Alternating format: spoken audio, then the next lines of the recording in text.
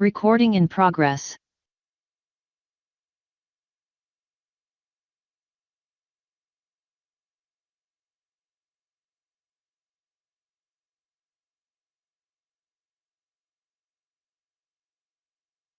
Well, good evening, everyone.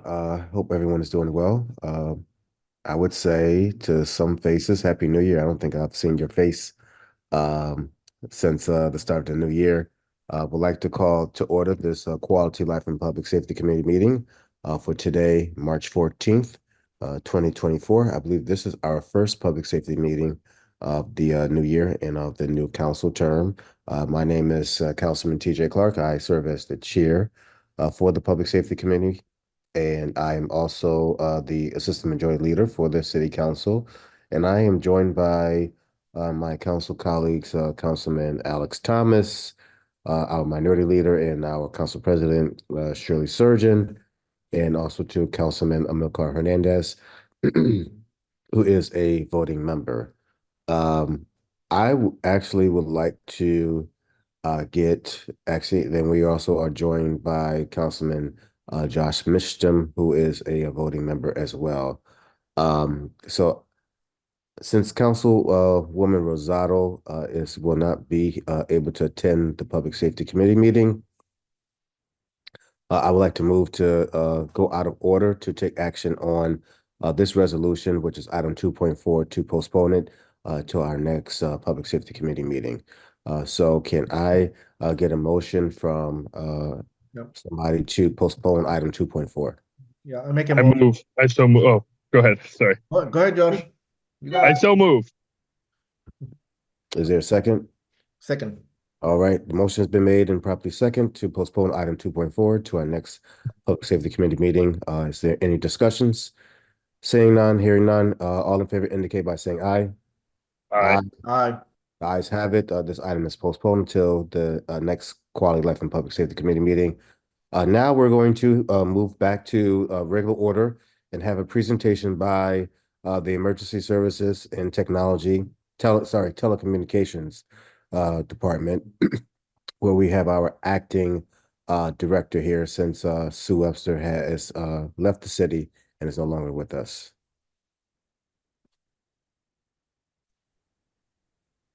Good evening, sir.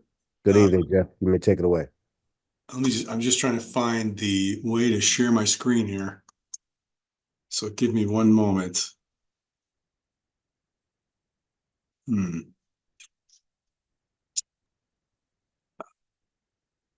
Is it working? I don't see the green button at the bottom. Okay, I think I just found it. Says share screen. Okay, are you able to see it now? Yes.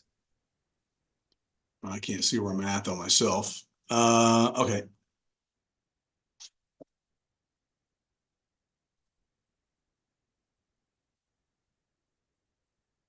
All right, hopefully.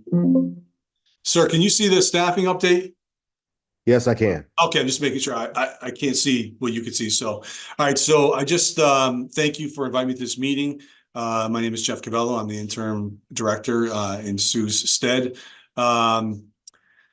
This is what I did with some of this stuff. I've updated to the best of my ability. I'm going to give you in the next slide some information that's, I haven't fully, digested all of the various things that I've inherited since Sue left, but this is one thing that I'm very familiar with, and this is our staffing. So what I could tell you is that our current authorized workforce for the supervisors is 7, and that's fully staffed. 6 are fully trained, and there's 1 that's in the training program for supervisors as we speak. We have an authorized workforce of 45. There's 19 ETDs that are fully trained right now. There's 4 call takers that are fully trained, and we have 15 ETDs in various stages of training. And there's currently 7 vacancies. So there's 38 new employees on the floor. We have, I was on with HR this week. They told us that they have about 14, they believe could go up as high as 16, but at the time that we spoke, there was 14 applicants that were certified as eligible candidates for our next 7 openings. And we're basically tentatively we believe that maybe winter of 2024, maybe spring of 2025, we'll have another class in session. Because currently with 15 on the floor training at all 3 shifts, we're pretty much at maximum capacity. With this is where I'm a little bit at a information deficit because we're a little bit compartmentalized here, whereas Sue was really, she was knee deep in this part of the division, whereas I was handling the floor operations. But I've started to get a grip on what's going on with the radio infrastructure project. I could tell you that Mike Bruce is the project manager, is on top of it. Him and I spoke yesterday when I was preparing the presentation. We spoke again this morning just to make sure I had good information. But that final design review that was scheduled for November 29th or 30th is behind schedule. He said that it's 60 days behind. And the reasons you can see there, it had to do with training, system design still in progress, or supply chain issues.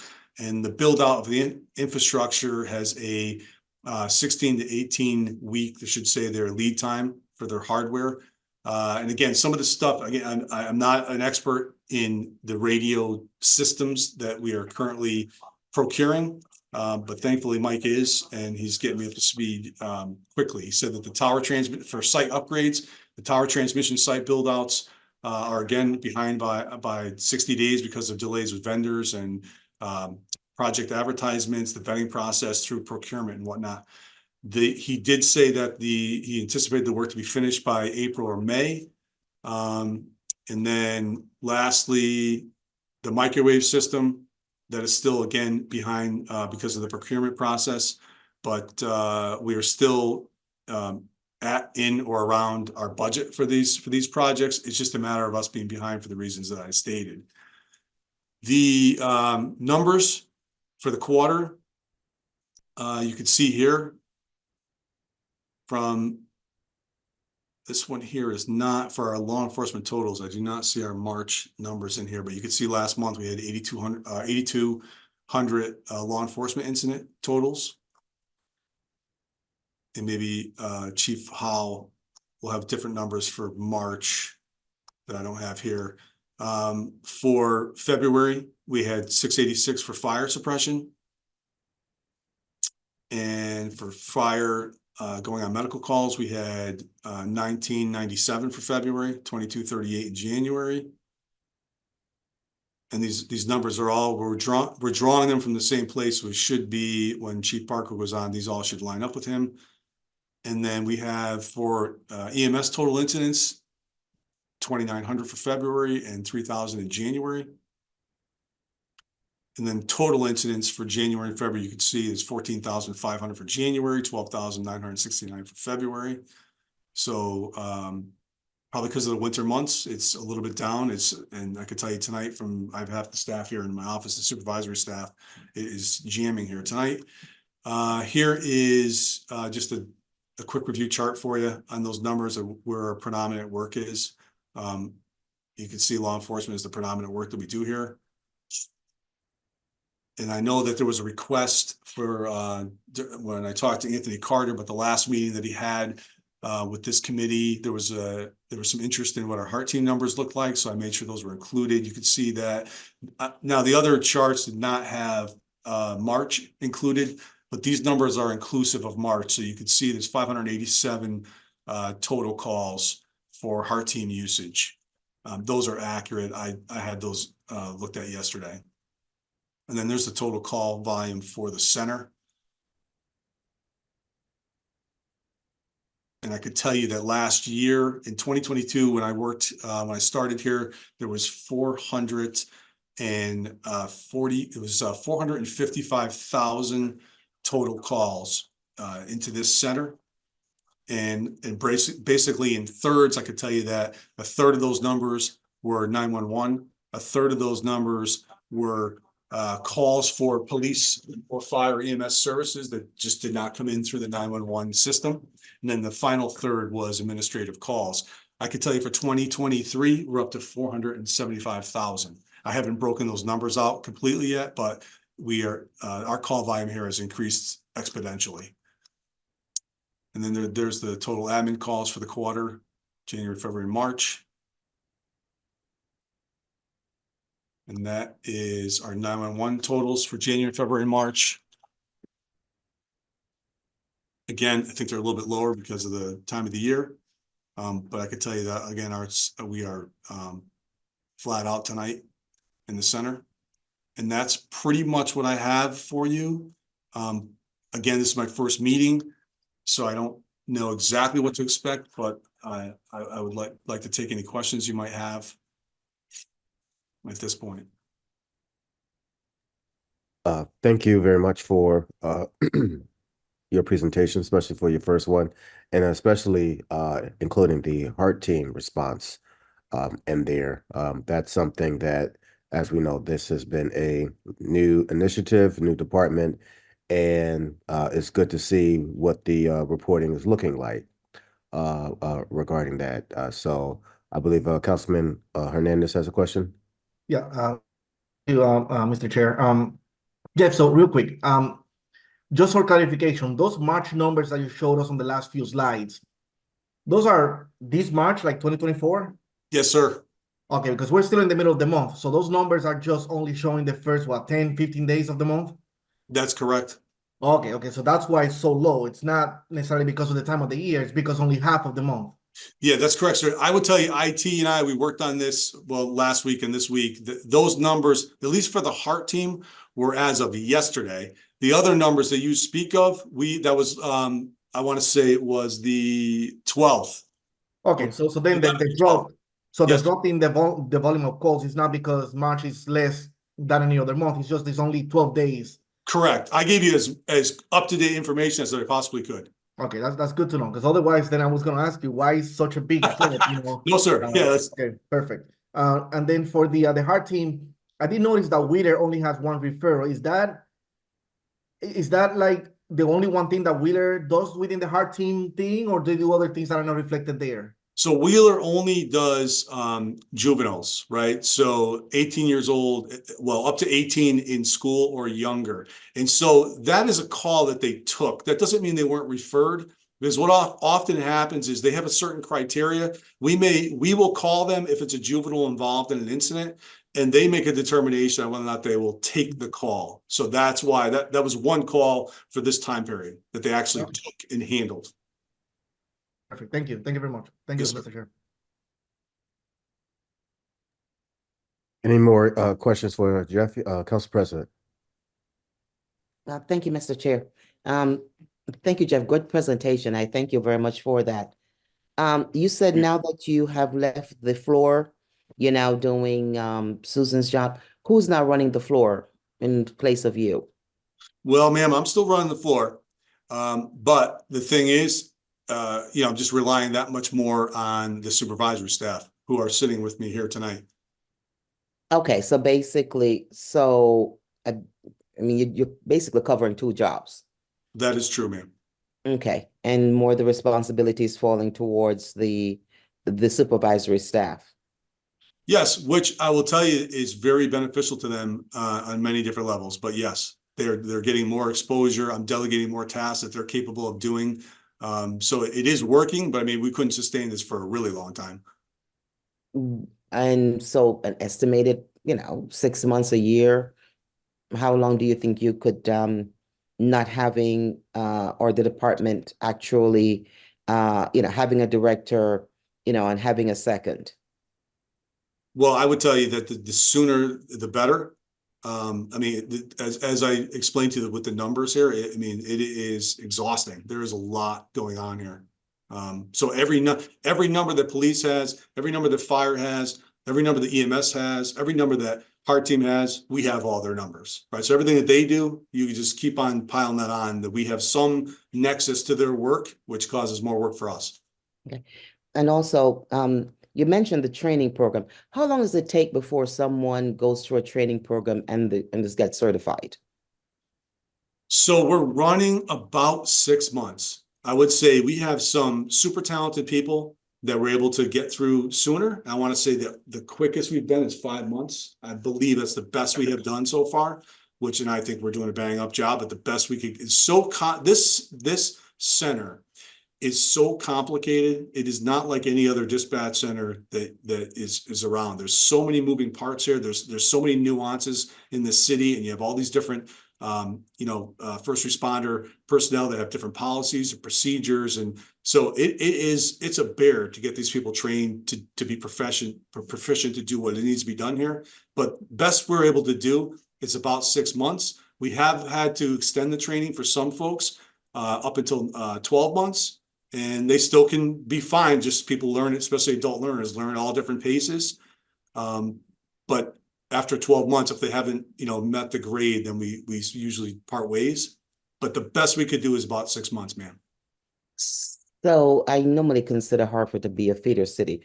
Are we going to be holding on to some of these employees after going through training, and just, that people will probably try to steal our people from us as usual? I will tell you that I think that we give the best training that the state you could find in the state, bar none. I think that when these people leave here, they could function at a very high level at any dispatch center in Connecticut because of the requirements to be even an average performer here are so high that they could go anywhere and be fantastic. So there is a risk of losing them, yes, because But- it's such. But I'm we sorry. have not been doing so far. We've been holding on to them. Yes. And morale is pretty much good in the department. I would say the morale is, yes, it is 100% turned around since when I got here. And most of that had to be, you couldn't blame these people because they were working so hard and they had so many, their mandatory holds. And again, with the complexities of the place, you couldn't blame them for feeling the way they felt. But because of, we've just really worked diligently with HR and brought on enough staff here that it is definitely, I'm going to say, stabilized. It's not perfect. There's a long way to go, but we've stabilized it. Okay, great. Thank you so very much, Jeff, and congratulations on your first public safety meeting. Thank you, Mr. Chair. Thank you, ma'am. Thank you, Councilman Hernandez. One quick question. Do you have any vacancies right now? Yes, sir. We have 7 vacancies. 7. Yes, sir. Is that a normal number of vacancies average that you've seen throughout the year, or this is like on the high end? I started here in February of 2022, sir, and we had 14 dispatchers. That's the number of positions, but then No, we had 14 total dispatchers. So we had basically 29 openings. okay, so let me take a step back now, because now you threw a huge number on me. So 29 openings right now, or 7? No, sir. You asked me what. So What he was saying, today, Councilman, I'll take what he was saying when he started. There were 29 openings. Oh, got it. Okay. Yes, sir. Okay. They, I'll speak for ES&T. They have done a phenomenal job. Yeah. Since Jeff is before Jeff, Sue, and Sue managed this department with like their staff. Jeff coming on board helped her get them to where they are now with these 7 vacancies. Okay. So I would say quite a bit progress. of new employees are even Hartford residents, where because during COVID, this is where he really didn't go much into detail, but they were the holding over, and also too the morale being down because of the holdover and just all the calls coming in the volume. So they've done a phenomenal job of stabilizing, this department, because they could be in a very worse position than they are right now with only 7 vacancies. Got it. So a lot of progress for sure. I can see that. Okay, perfect. Thank you, Mr. Chair.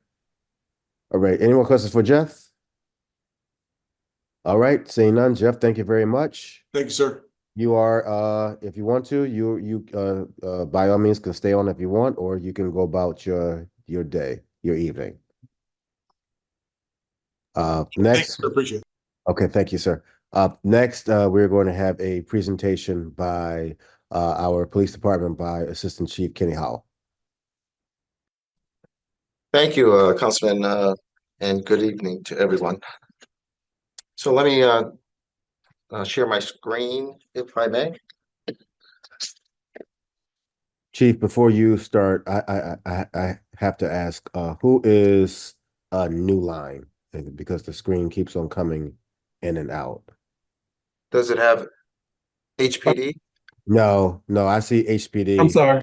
That's me, Councilman Clark. Oh, okay, I okay. got an owl, and if I leave the camera on, it's just showing my TV screen unless I'm talking. Gotcha. Okay. All right. Thank you, Chief. All right. You may continue, Chief Howell. All right, thank you. Okay, so this is my screen. I want to first go into the firearms seized. Year to date, we have 58 total. Out of those 58, 53 were handguns, and one was a rifle, one was a shotgun, and 3 were assault weapons. And out of that 58, 4 were ghost guns, and 12 were high capacity mags, meaning they were more than the allotted 10 rounds in a weapon. They had more, like even 11 would qualify as a high capacity mag. Likely they had about 17 rounds in it. So when we look at the map here of the United States, 9 guns were originated from Maine was 1, New Hampshire was 1, and 6 of the guns came from Hartford, and 1 came from Georgia. Stolen firearms. These are stolen firearms. And when we look to the right,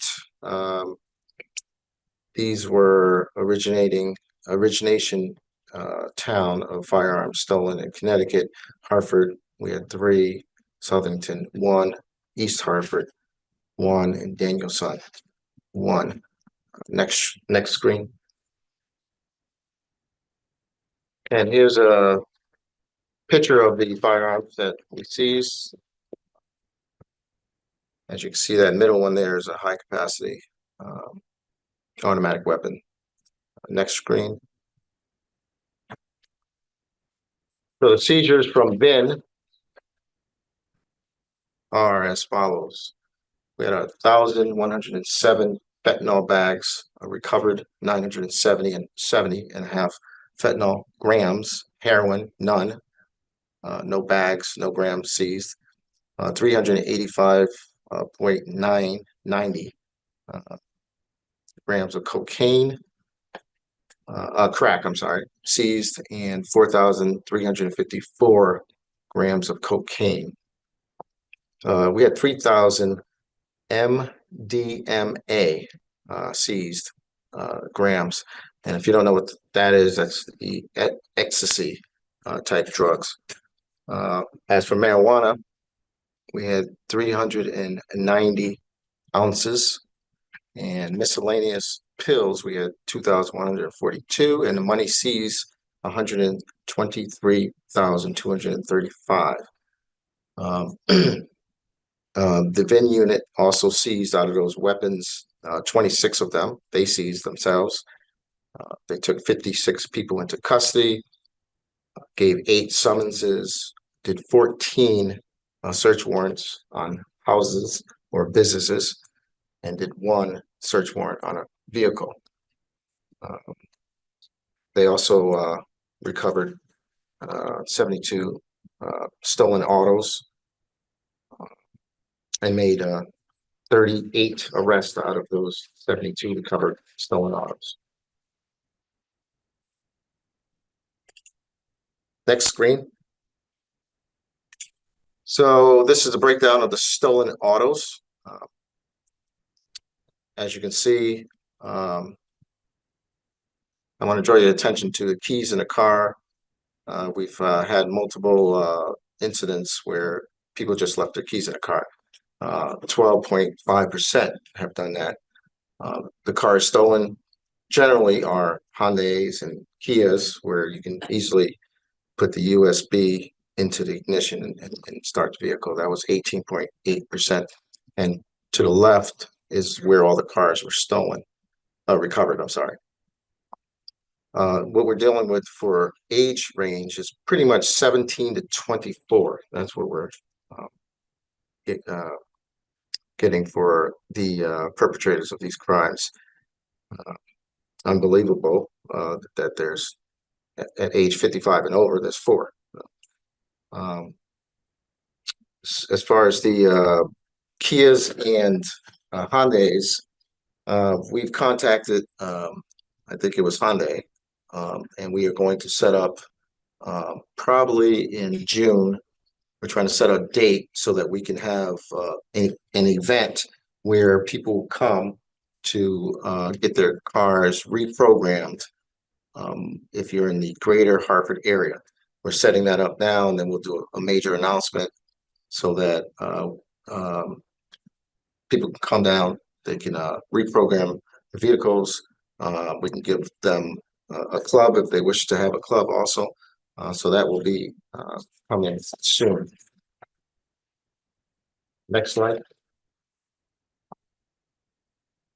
So this is the Hartford, Greater Hartford Regional Auto Task Force recoveries and arrests. It's just pretty much another breakdown of all the arrests made. But I want you to look at the second box here that says originating location of stolen motor vehicles, and Bristol, Connecticut actually tops off, and Hartford is second.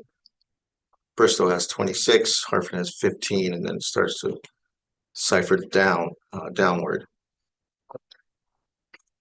So let me look, and again, it just breaks down the ages of the perpetrators. Around 17 to 24 is typical age. Next slide, please.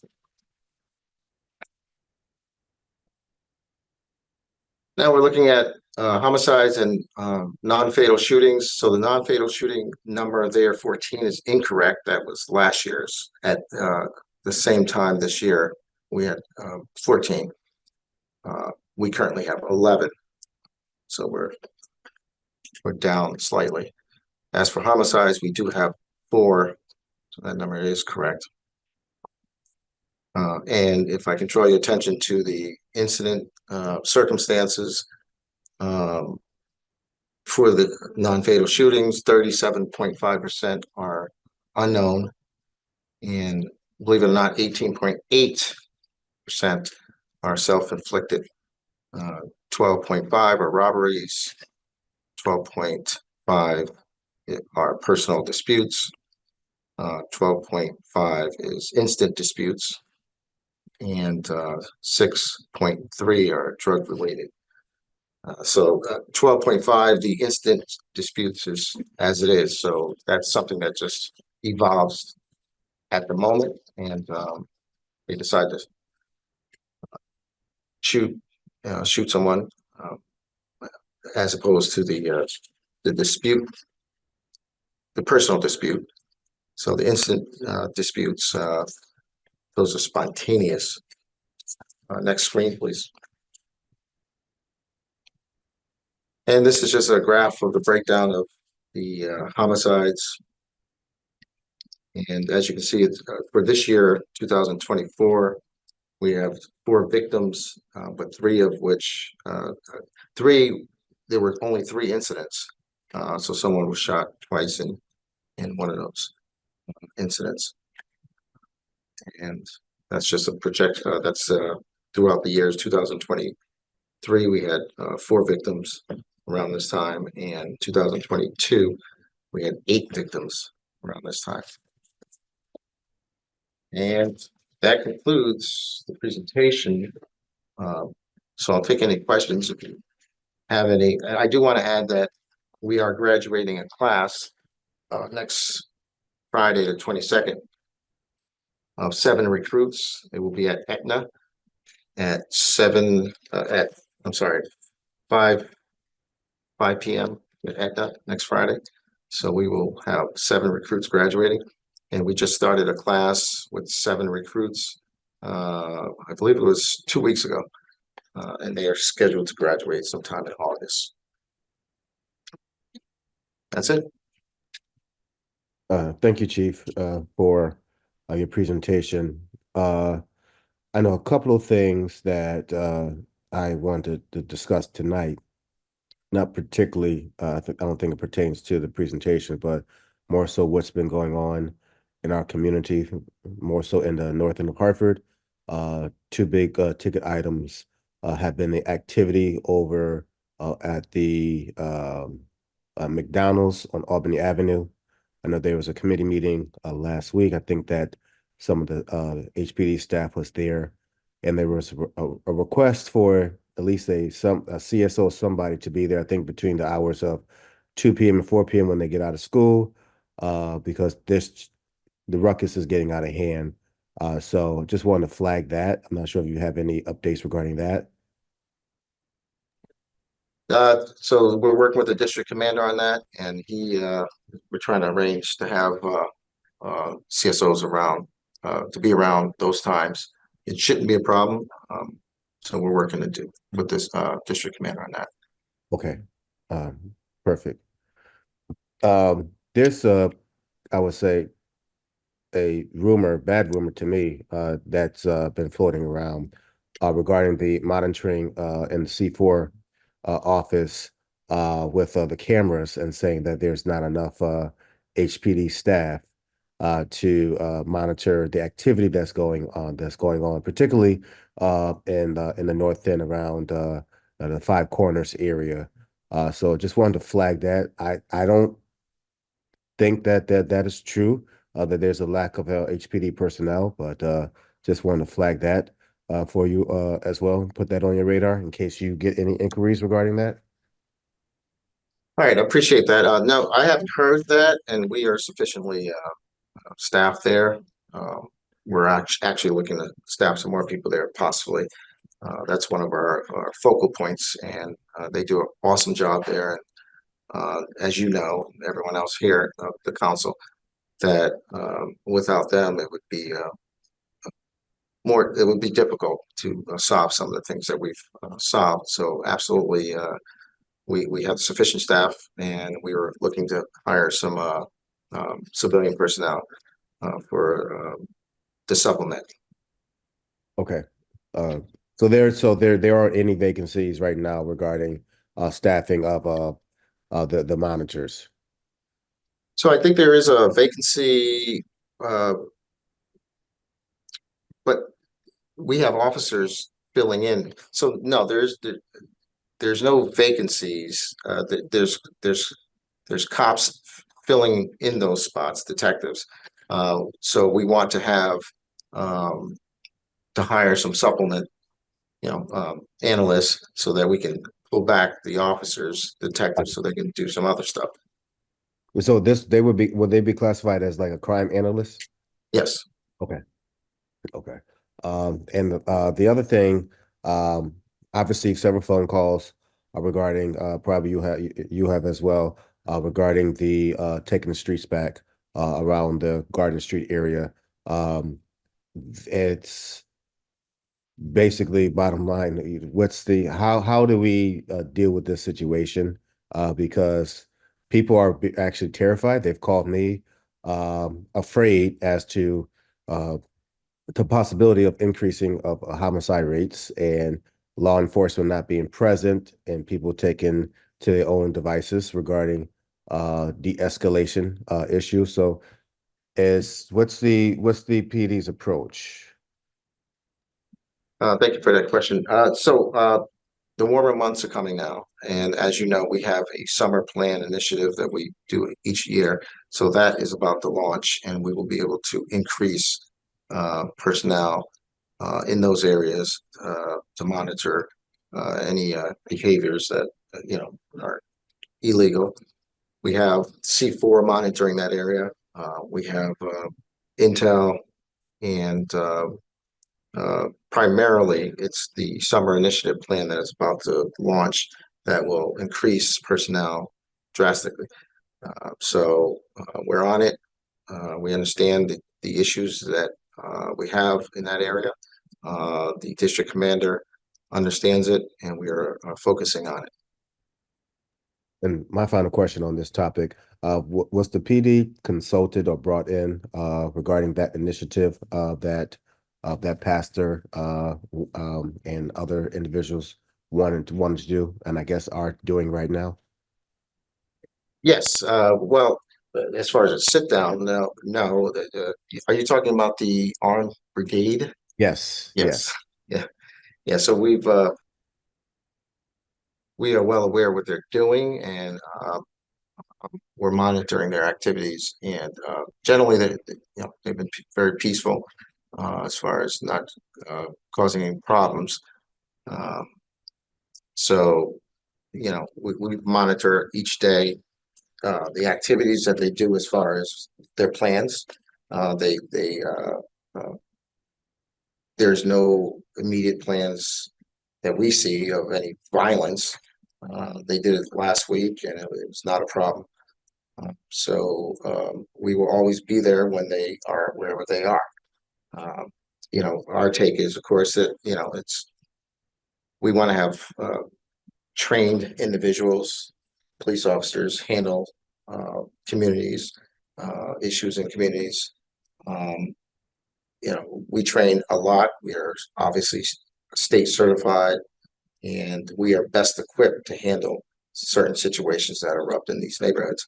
So we can understand what they're doing, but there really isn't a need to do that. But we can't stop them from peacefully assembling in those neighborhoods. Okay, thank you. Any questions for Chief Howell, Councilman Hernandez? Thank you, Chief. I have a question about one particular item on the presentation. When you mentioned the auto theft in Bristol that was higher than Hartford, like on the top 10, I understand that we may not know exactly who committed those auto thefts, because not all of them have been arrested or whatever the case may be. But do we have an idea if these robberies that are happening in Bristol or any other town around Hartford are committed by any Hartford residents? Do we know that that's like an MO now, that they go to other towns still and then come back to Hartford, or is it not really, there's not really any trend that you can speak of? I can't speak definitively. There have been a mix. There has been Hartford residents doing it and out of towners. But I don't have the data in front of me. But if I had to make an educated guess, I would say it's mixed. Outsiders and insiders, for the ones that we do know. And then you can never tell, right? Sometimes the person may live in Hartford, but they have an out of town address, or they might have an out of town address but actually live in Hartford. Thank you. And now I want to just ask you one question regarding the topic that Mr. Chair just brought regarding the armed block watch. So if there was to be an incident that they respond because they are there, they get there first before the police officers get there, whether they are trained or not, obviously they may not be trained as a police officer, they may have their own particular training, whatever the background is, right? They intervene, and then it is determined that the intervention wasn't didn't follow particular legal procedures or protocol. How do we have any idea how the police department or the justice system will handle these kind of situations, right? Because it's fine, they're walking up and down. You mentioned that it's been peaceful thus far, but that may change at the moment that there's a first incident, right? And I'm fearful of what is their preparation to deal with these incidents. In the meantime, we're just all paying attention, just looking, right? But as soon as there's an incident, do we just wait for that to happen, to then kind of like in retrospective, kind of like then react to it? Or I'm just trying to gather a little bit of what the proactive measurements that we may be able to take. Like you said, there's only so much that we could do. But is there any other thoughts regarding any proactive measures? Thank you for that question. So you had asked what if they don't follow, if they do something, right? If they intervene and so forth. So they run a heavy liability risk that if they grab someone and they don't have the grounds to do so. Because, you know, police officers are trained. We're trained in reasonable suspicion, mere suspicion, probable cause. So when we stop and detain someone, we follow what we've been trained. But if an average citizen has has the right, of course, to make a citizen's arrest, but they better be right. That's the issue with that they have. If they're wrong, they're subject to a bunch of legal ramifications, such as they could be sued civilly, and if they restrain someone, they could be that they weren't supposed to restrain. They can be charged with unlawful restraint. So, you know, you know, them continue to do what they do.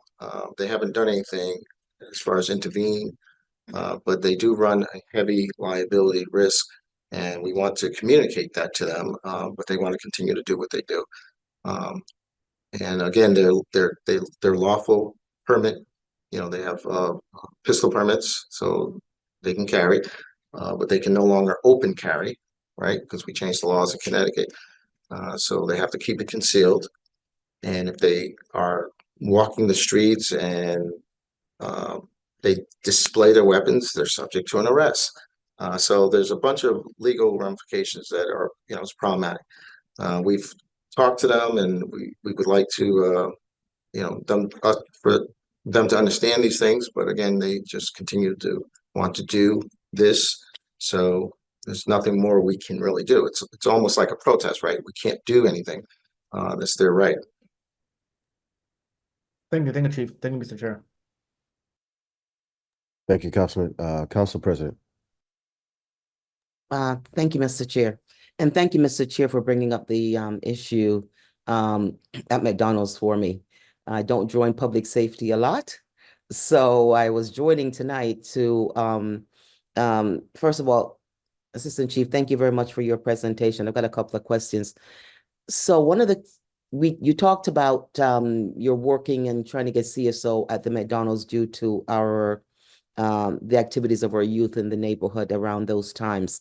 Is there a commitment to put anyone there, and when will it start? So we're in discussions on it, and if it does, it should happen. It should be soon. But you know, we're having a shortage of personnel issues. Obviously, we all know that. But getting someone in those areas at that time for special attention, it shouldn't be a problem. So it would happen immediately. And it doesn't necessarily have to be a CSO. It could be a patrol unit. Recording stopped. Yeah. I heard that the recording stopped. I don't know. No, that's fine. HPA-TV is still broadcasting. So Gotcha. Okay, thank you. So yeah. yeah, so we should have someone. It shouldn't be a problem during those times. We obviously want to make sure that we don't have something happen, right? So if we don't do anything, something's going to happen, and we're going to go there anyway. So we must as well be preventive and go to those locations. Exactly, Chief, and I believe that's one of the reasons the community had a meeting a week or so ago, and the lieutenant commander, I believe the captain was there also, so they are aware of it. And I believe the community basically was trying to be proactive instead of reactive.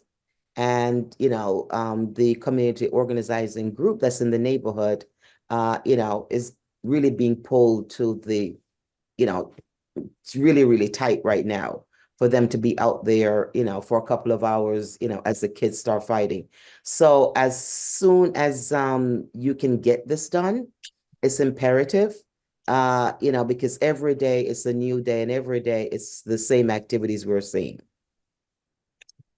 So I am asking very much if you can, you know, sooner than later. I know you guys are, you know, very, the number of police officers are very tight, you know, and, you know, so we understand that. But the thing is, if we are not addressing the situation and something happens, then we're not being proactive, especially when we know of the issues and that is being happening. My other question is, what do you mean by reprogramming the vehicles? Is the police department reprogramming the vehicles, or is the dealer reprogramming I don't understand what do you mean by reprogramming the vehicles? Okay, so there was there's an issue with Hyundai that you can easily steal the car by putting, you know, it's an easy method to steal the vehicle. I actually don't want to say it. Um, so there's a recall on those vehicles, but they are moving slow because there's no federal mandate or state mandate that they do it quickly.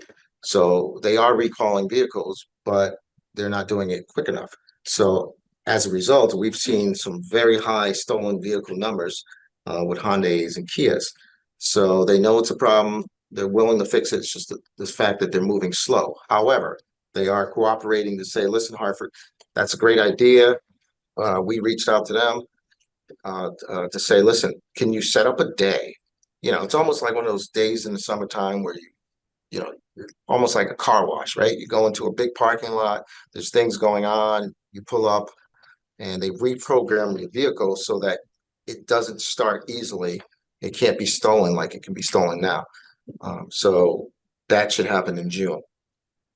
Oh, so it's not you guys reprogramming it. No, it's Hyundai. They would do Oh, it. okay.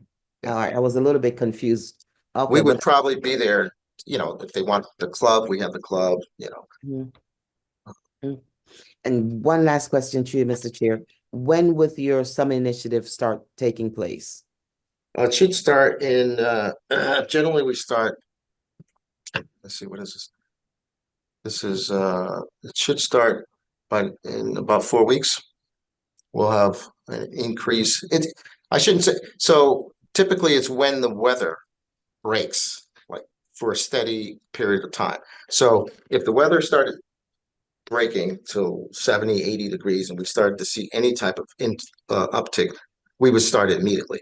The thing is, when we do this initiative, we have cops, we have a lot of cops out there, and it tends, you know, there's a burnout issue because then it goes on all the way through the summer, all the way through the summer. So we try to push it as far as we can, but it's dependent pretty much on the weather. But if the weather doesn't get really warm soon, it would probably be in about 4 weeks. Okay, good to hear.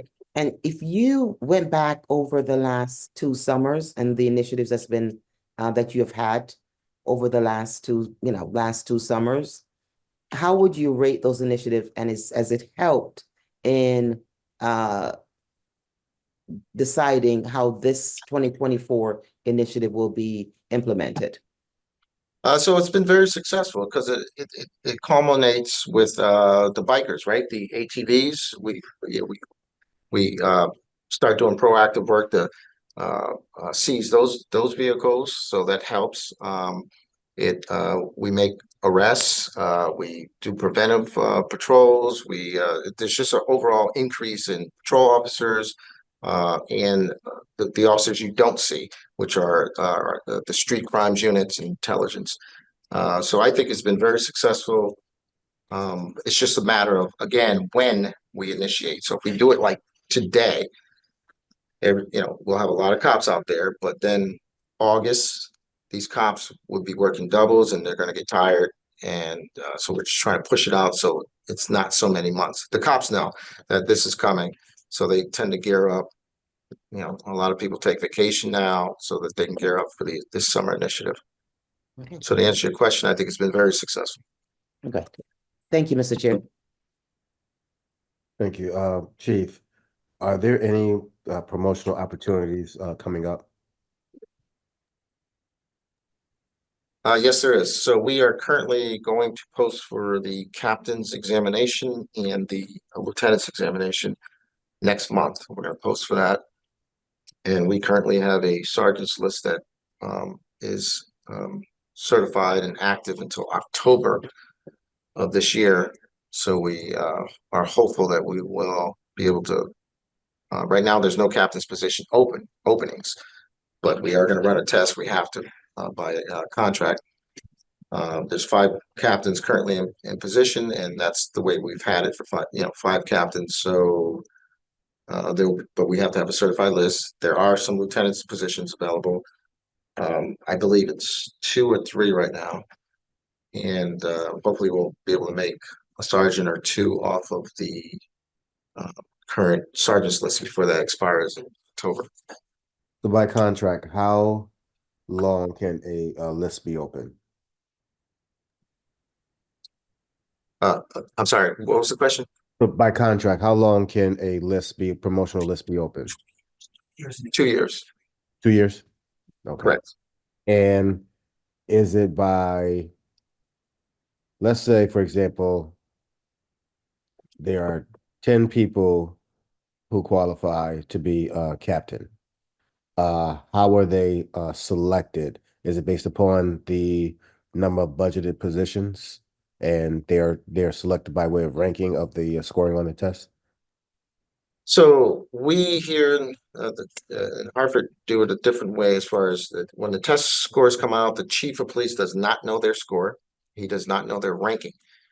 What he does is if he wants to make one captain, he would ask for, we would get yes, it would be budgeted, and he would ask for one to fill one position. So he would want to interview a person. So they would send out invitations to 3 candidates. He and I would interview them, and again, he doesn't know the ranking. He would look at things like their disciplinary history, any sick time abuse, and he would look at the interview as far as how well they did in the interview. If they then he would pick a candidate, and if the candidate is number 1, he doesn't know they're number 1. He's going to pick the candidate that he based on, like I said, any discipline, any abuse of sick time, and as far as the interview, how well they did an interview. If all candidates are equal, he cannot decide. He will then ask city HR for the listing in order. So if it comes to a point where he says, I can't decide, they're all good, none of them have discipline, none of them have abuse of sick time, they all did great on their interviews, I need to know their rankings, and I will make the number 1 candidate. And that's how it's done. Okay, thank you. Councilman Hernandez.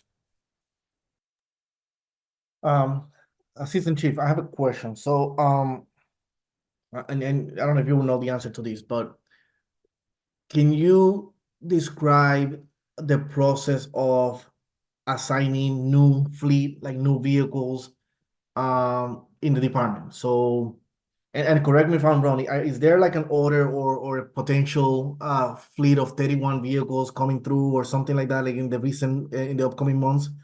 And that kind of like, that's where I get the question, like how does the fleet get distributed? Like who decides who gets the vehicle and yeah. Absolutely. So there's a fleet committee. I am on the fleet committee, and there's like 3 other people on the fleet committee. So what we do is we look at the mileage and so forth, and determine if a particular car is in need to be replaced. The way we have it set up is that a brand new car starts at the command level. So let's use myself for an example.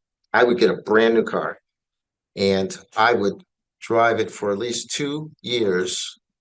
And once I have mileage on it, 2 or 3 years, let's say 40,000 miles, then that vehicle will move to maybe another level under me that will drive it maybe for, I don't know, a few more years. I mean, another year. And then when it hits about 50,000 miles, so if I drive it and it hits 50,000 miles, or the second level has it and then it hits 50,000 miles, that vehicle then will go to patrol. And the reason we do this, it's a very clever argument. So it's under warranty. So when we drive it, the command level, it's less likely we'll get into an accident. As the chief says, these vehicles go to patrol, they go there to die. So they got that same vehicle with 3 miles on it, and they crash it, that's problematic. So we rather have it crash if it's going to be crashed at 50,000 miles. So that way we got some usage out of it. So that's the way it's assigned. So we have a meeting once a month. We look at the mileage, we look at the condition of the car, and then we decide if that car needs to be replaced. We do have approximately 30 cars coming. They've started to trickle in, and it's really a difficult task. You know, it trickles in. So I get a car, my car just came in, and then my car goes to another person, and then they'll drive it for about a year. Then that will go to patrol when it hits about 50-something thousand miles. So that's basically how we do it. So, so basically, based on that, which is pretty much, I think that was my very limited knowledge. I think that's right in alignment. You know, that patrol vehicles are never going to be any of the new vehicles, and it kind of gets, you know, it gets passed down through several ranks before it gets to patrol. So, so out of these 30 vehicles, it's fair to say that none of them will necessarily go to patrol because of the argument that you just presented. So we will. The chief has decided to put some of those vehicles in patrol, but to CSOs because they're less likely to get into the accidents like patrol, right? So, but they are in uniform division. So a few of them, brand new, will go to CSOs. Typically, though, they would go to command or traffic division because they don't normally get into accidents either. And the cars that are actually go into patrol, when they trickle down the patrol, they're in mint condition because it's the individual taking care of the car. Okay, so then this is gonna be my last statement or question regarding this. So now, understanding that, then the flip side of this will be, my understanding is that we still have 2012, 2013 Crown Victorias out there, you know, which is 10, 11, 12 years old. And according to the records of maintenance, they've gone over 100% already of their, you know, life expectancy and also in maintenance costs as well.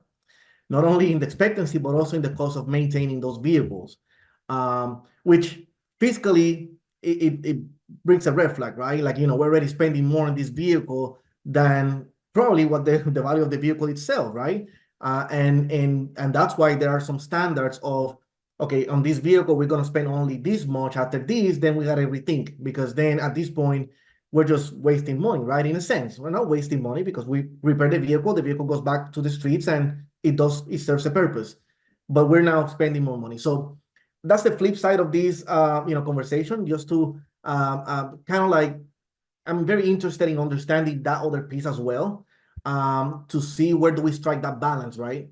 Of older vehicles that have already expired in the sense of life expectancy and the maintenance cost that you put after.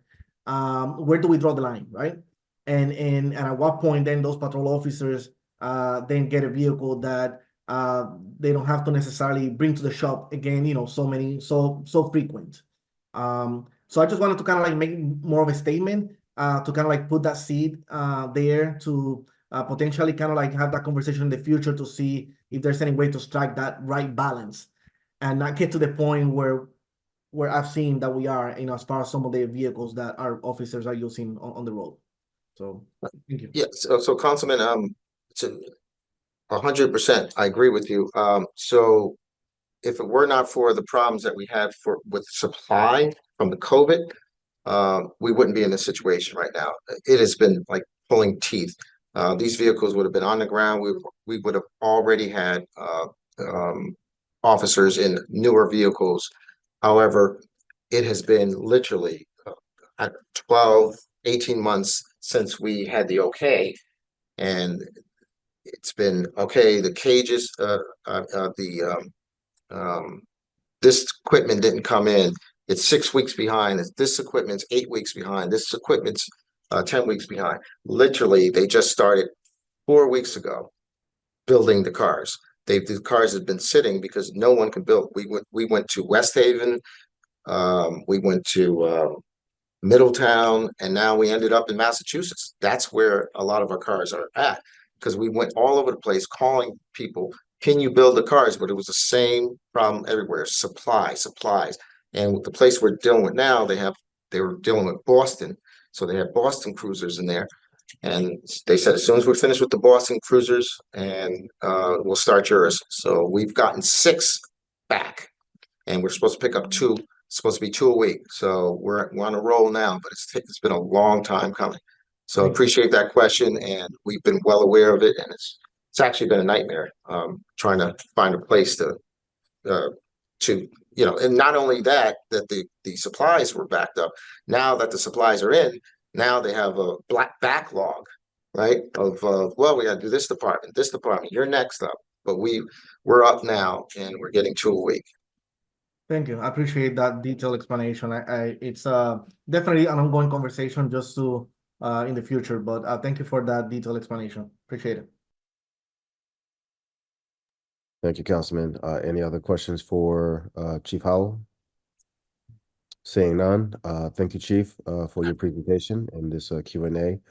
And we will move forward with Chief Barco. Councilman, Yes, Councilman, may I interrupt for Councilwoman Surgeon? I just want you to know that I've been talking with my command, and they said they resolved it, that issue with the Albany Avenue, that cops have been going over there. They started that recently, so we're all set with that. They said if the kids are not there, they'll wait around, and then they'll take off and check back periodically. But it's going on right now, so officers are going to that location to try to quell any issues. Are these, through you, Mr. Chair, one last question. Are we talking about the CSO or just patrol? CSOs.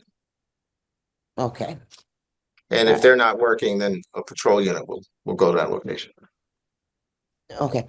So, our CSO in Upper Albany is Brian. Are you using other CSO or the one in this neighborhood? It's typically the one in the neighborhood.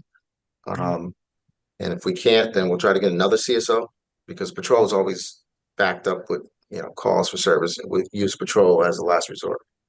So, through you, Mr. Chair, one last couple questions.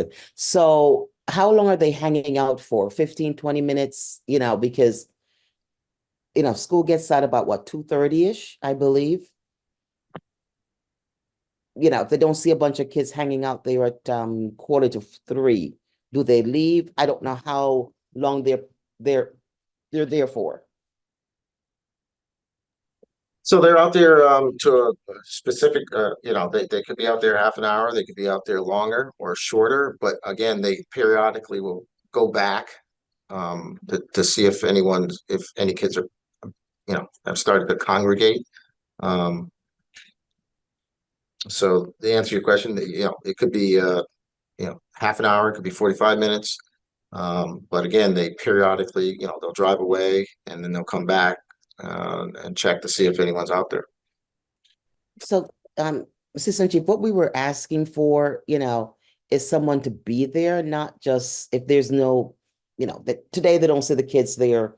Kids are pretty smart, okay? Our youth aren't crazy, they see you don't see the car there today. They say, oh, they won't be back tomorrow. Come on, they're taking bets on us. And so showing a sustainability, I'm not sure, I know we may not have the manpower for a very long time, but showing a sustainability, for several hours, for several days, a week or two, to give the semblance that, this area is being paid attention to. Kids, we're out here. I believe that's what the community is looking for. What I'm going to tell you what I was looking for. The person just park their car there and station there for an hour or so, and not just leave if they don't see anybody getting together or any fights. Because come tomorrow, the kids will be like, oh, they're gone. Yeah, absolutely. So we definitely understand that. And again, it's become, summer months are coming about and they do go there every day. And again, they spend time there, you know, half an hour, 45 minutes or so, and then they come back around. They just haven't seen the activity and we're aware, that how kids are, you know how kids are. They could be watching us and if we drive away, they come, but that's part of it, right? So we drive away and then when we come back, it's almost like, ha ha, we caught you, right? Exactly. So that's a tactic too, right? So if we just stay there and they go, oh, the cops are there. But if we drive away, then they start moving in, and then we come back around. Now we can identify who the kids actually are that are doing, the mischief. Assistant Chief, we have, one of the residents, in the neighborhood who is listening, and he has saying over the last 2 days, he has not seen any, police force there. Okay, well, I will definitely check up on that. I'm saying, Has he near- has he I'm not seen sure any if he- kids there? I'm sorry. I'm sorry, I'm just trying to read the text. We have seen, we have seen for the past 2 days. I apologize, not no. Okay. I apologize, I See, didn't now mean. I gotta erase my text because I was on it. No, Assistant Chief, he says, we have seen. Good. Yes, we have seen over the past 2 days that someone has been there. And with a smiley face. That means we appreciate it. We like smiley faces, so good. So thank you, Chief. Thank you. You're welcome. Thank you. And thank the citizen who's texting, please. Thank you. All right. Last up on our list is Chief Barco. Good afternoon. Um, first public safety meeting of the year, and I'm last. That's right. And you're the closer. Awesome. Share my screen. It's good to see everyone though. It's been a while. All right, so for HFD, been pretty busy over here the last couple of months with just calls for service and fires in general. We can get this screen and there we go. So some general updates. So we just got approved for another year accreditation from CPSC. And that's good news. When they reviewed the annual accreditation report, they just found the one thing they was concerned with was the phone pickup times. I know we've been working with ES&T to try to get some of those issues rectified as well. So our community risk assessment and standard of cover was approved. We just purchased SurveyMonkey. I'm not sure if you're familiar with it, but it's a platform where we can send out surveys. And one of the reasons that we did that was so that we can send out a survey from our EAP provider solutions to the membership, a few questions on what type of services they would like in terms of managing stress at home and at work. So we'll be putting that that information out within the next week.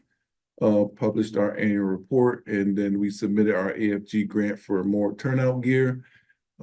Unsure if you guys are aware, but the PFAS in the turnout gear has been a big subject for the fire service. So in our AFG grant submittal, there are a few companies that's out that claim to have PFAS-free turnout gear. Radio interoperability with FirstNet and our current APX 8000s. The Hartford Fire Department has really been leading the charge in interoperability with other municipalities. We just started updating our radios to the newest state firmware, HFDCTS 11 and HFDCTS 6. That's the firmware updates on our portable and mobile radios. Completed our radio inventory, and we just had a radio infrastructure meeting today with ES&T and their third-party vendor, Blue Wing, to discuss interoperability and make sure that fire needs are met along with HPD needs as well. Just some long-term goals is some succession planning we're still working on. but I think we're making good strides. Our Special Services Division, this is their updates. As you know, there's 3 people in that division. They generally work hard and they do a lot of fire safety education. They deal with our fire explorers. They set up meetings with the Boy Scouts. And right now they deal with the fire cadets as well. So that program with our fire cadets has been really robust. They partner with PAL and their cadets as well. We have been running our fire cadets through some training evolutions with the new recruits down at our training academy. And so you can see in summary, they provided fire safety information for 389 adults, 117 children, installed 17 smoke alarms for carbon monoxide, installed 11 car seats. They had a clinic at on the north end at Engine 7, relocated 12 families, and they attended 16 community meetings. CERT, NRZ, and commissions with disabilities are just a few. So our Special Services Division really gets around. It's why we put in a business case every year for an additional Special Services lieutenant. It is a lot of work for 3 people. They make it look easy, but it is somewhat taxing. So our fire explorers, their attendance is above 90%. Currently, we have 17, 12 males, 5 females. We've been working side by side with HPD and their GEMS program. I think there's another month left on the collaboration. So we do expect some females that they've shown interest in becoming firefighters. So at the end of the month, we'll kind of revisit that and see which individuals wants to go where.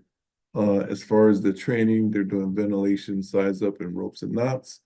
And then upcoming events for the CERT is the Juneteenth parade and cookout. Our fire cadets, we currently have 5. They're still working on fire-related information and training. They completed their ICS, which is Incident Command System, 100, 200, 700, and 800, which is a very good accomplishment for a fire cadet. Some firefighters haven't done 700 and 800, and these kids have already completed that. They've done some hands-on activities down at the training academy to include donning the SCBA mask, is the apparatus that we wear when we go into fires. And then they've done some actual engine work where they're stretching an 1 3/4 and a 2.5-inch hose line. They've learned how to use the engine as far as pumping and ladder trucks as far as sizing up. They did firefighter survival skills, Mayday training, without the hose line, and forcible entry. So these are all Fire One skills that firefighters learn when they're in the academy. And we've just been working really hard, the Special Services Division and the training department, and getting our cadets up to speed. So upcoming training in March, they're doing driver training. They're doing the EMR, physical ability test, and some water supply systems. We've also added additional officers. These are fire officers on the line. What we do over the weekend is we give our cadets 4 hours to shadow in the firehouse, and they ride to calls for service with the officer monitoring. And those are only, non-critical calls for service. So if, let's say, they report to a structure fire, those cadets will stay at the incident command post and observe. But mainly they're in an observatory position when they ride out for calls for service. So our fire response data for the month of February, as you can see, we had 13 calls for service, and then we were 69.23% in compliance with the first engine arriving in under 6 minutes and 20 seconds. Our EMS calls for service for the month of February, we had 176. And again, we were 68.26% in compliance with arrival of 5 minutes or less for the first responder calls. Our incident response data, you can see incidents by neighborhood. The column on the left shows you the NRZ. The column on the right shows you the NRZ. The column on the map on the left, you can see Asylum Hill, Frog Hollow, and Northeast had the most calls for service during the month of February. EMS calls for the month of February, we had a total of 1,794 calls. And you can see Asylum Hill, Frog Hollow, and South Green, along with Northeast, had the most calls for service for EMS. The number one call was 921 for EMS calls, excluding vehicle accidents with injuries. Second place was 596 medical assists for EMS crews. So we had a pretty busy month for the month of February. Our rescue calls for the month of February, we had 19 with removal of victims from stalled elevators is always popular amongst HFD, and then some extrication calls for service from vehicles, totaling 5 calls for service. These are our calls for the month of February, broken down by, and I'm sorry for the blurriness of it. We pulled it off. Our strategic planning manager developed this graph. So he pulled the data off of the graph that he built. So you can see cost for service for Sunday, Monday, Tuesday, Wednesday, Thursday, and this is for the month of February. And then on the left is the time of day, starting at midnight, all the way up into 2300. If you look at the graph, you can see mostly between 10 a.m. and 2 o'clock, we have most of our calls for service, but they do fluctuate month to month. There's really no rhyme or reason to why those calls are populated or most popular during those times. Again, they fluctuate from month to month, but we have the ability to track the day and the time for calls for service. And these are the calls for service by proximity to fire stations. And we have 4 of those fire calls that were under 6 minutes and were over, the response time was over 6 minutes and 20 seconds. And that could be due to an engine or a ladder responding as a first to company, but they were out of their coverage area. And that's usually how those times exceed the recommended times. And our demographics, as you can see, was still pretty much even across the board with our numbers are, 110 African Americans, 124 Hispanic, 117 white, 18 females, 334 males, and 184 are Hartford residents. So we pretty much, the demographics in the ethnicity is 31, 33, and 35%. And we've kind of maintained that over the last, 8 to 10 years. So we continue to strive to keep the makeup of the city as a representation of the fire department. We do have a recruit class in session right now. The projected graduation date is April 12th. We started off with 24. We're down to 17 recruits now. And, a lot of them, a few of them just decided it wasn't for them. Some of them just couldn't make it through the training academy. But the rest of them, we're hopeful they'll make it through. They all know have no tolerance for mediocrity, so they know they can get let go up until the last day. So they just finished their EMR certification. We're waiting for those test scores to come in, and then the next mandatory thing that they have to do is the driver's exam. It's called the 2Q. And that's about it. Any questions? Councilman Hernandez. Thank you, Mr. Chair. Chief, I only have one question, but then now on that last slide, then it just triggered another question. So I'm just gonna say that now before I forget the number. So when we look at Hartford residents versus non-Hartford residents on your total, it's about 52% Hartford residents. And I saw the little pie chart on the side. It looks like that's about 52%. Yep.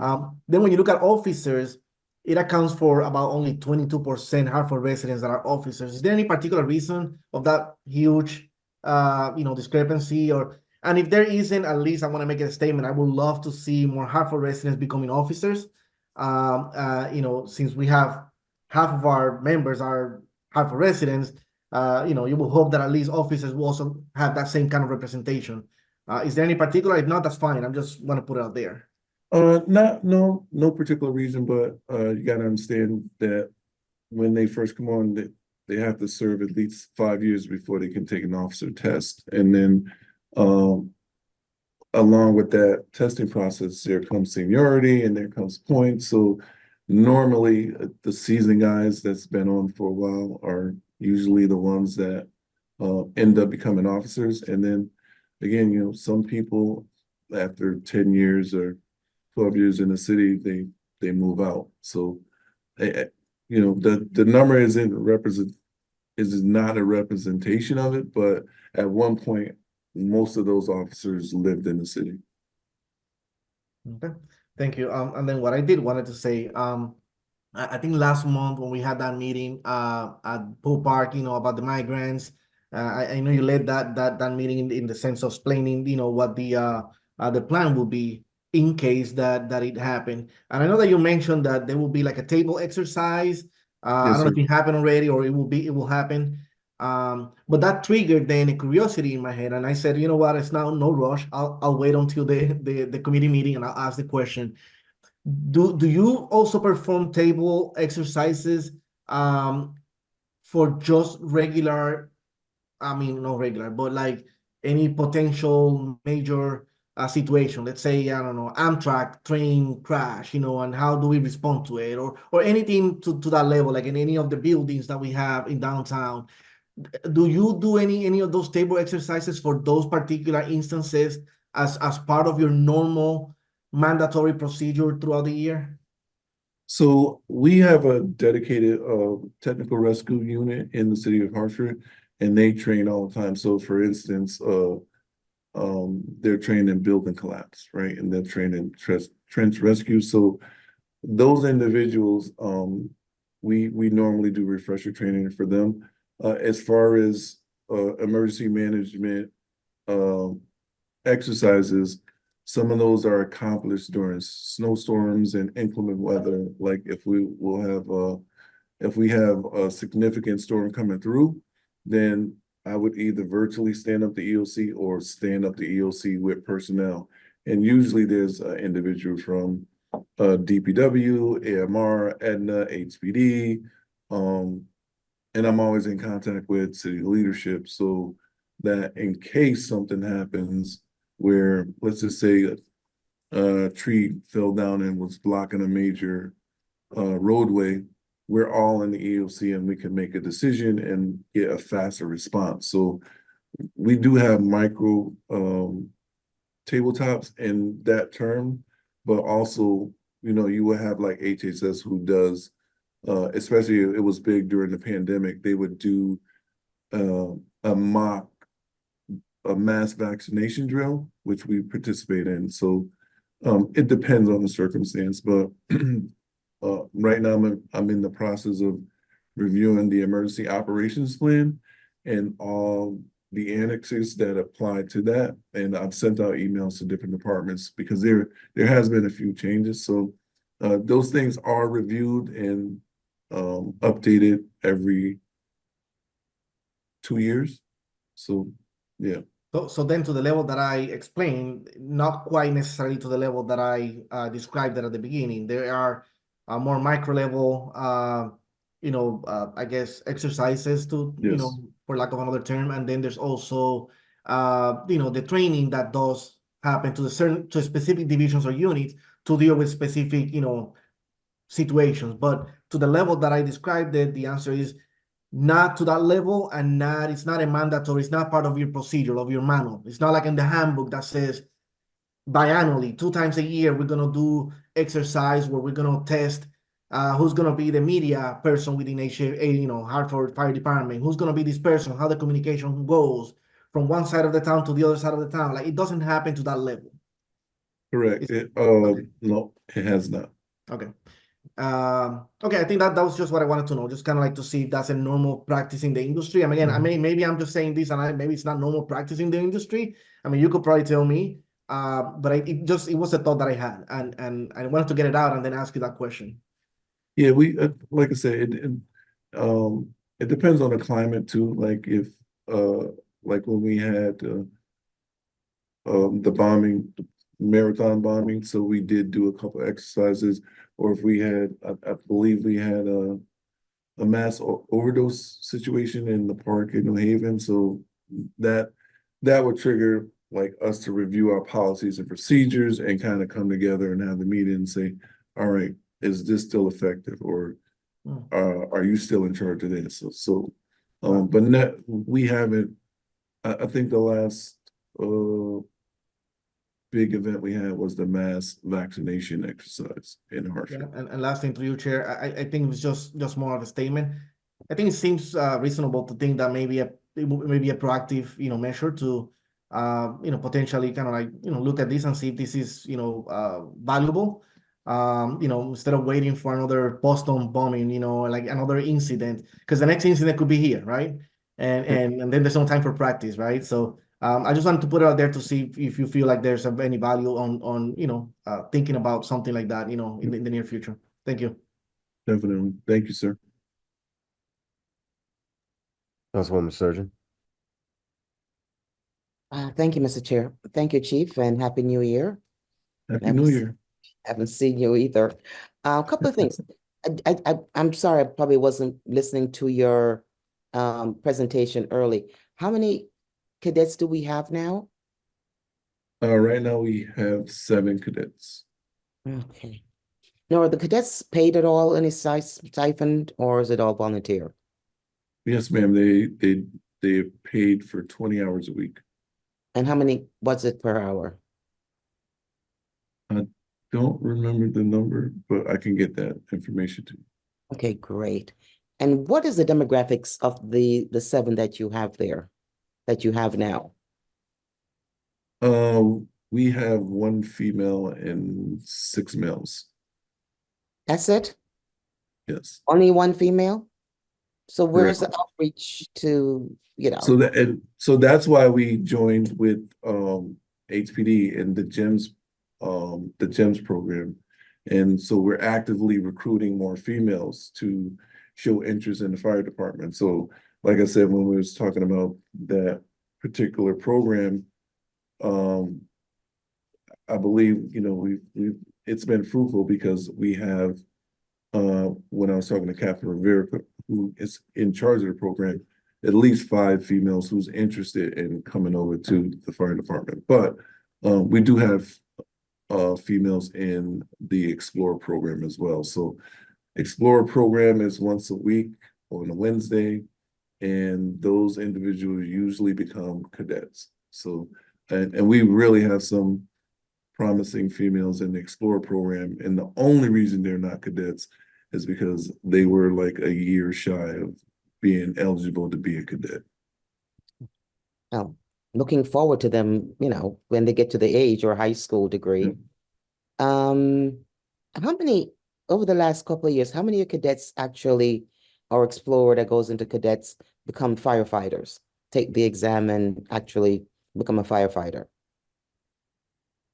In the last, I want to say the majority of them, I think in 2000, 19, we had 6 cadets, and through various reasons, when it was time to actually go into the academy, some of them did not want to do it. I don't know if they were waiting for a while for the program to start and they just got disinterested. But again, when Captain Rivera came on, revamped the whole program. And so now we have a really successful rate of, I want to say 90% of cadets actually make it through the academy. Because what we're doing now, as you can tell from the report, we bring them down to the training academy at least 3 times a week. We do PT with them. We do actual firefighter stuff to get them more interested in becoming. And then on the weekends, we let them actually ride in the firehouse. So our success rate has been about 90%. Okay, wonderful to hear. Thank you, Chief. Mr. Chair, oh, there you go. Thank you, Mr. Chair. Thank you. Any other questions for Chief Barkle? Saying none. Thank you, Chief, very much for your presentation. And since we have no other business to discuss for this Quality Life and Public Safety Committee meeting, this committee meeting is now adjourned. So thank you very much and have a good night. You too. Thank you.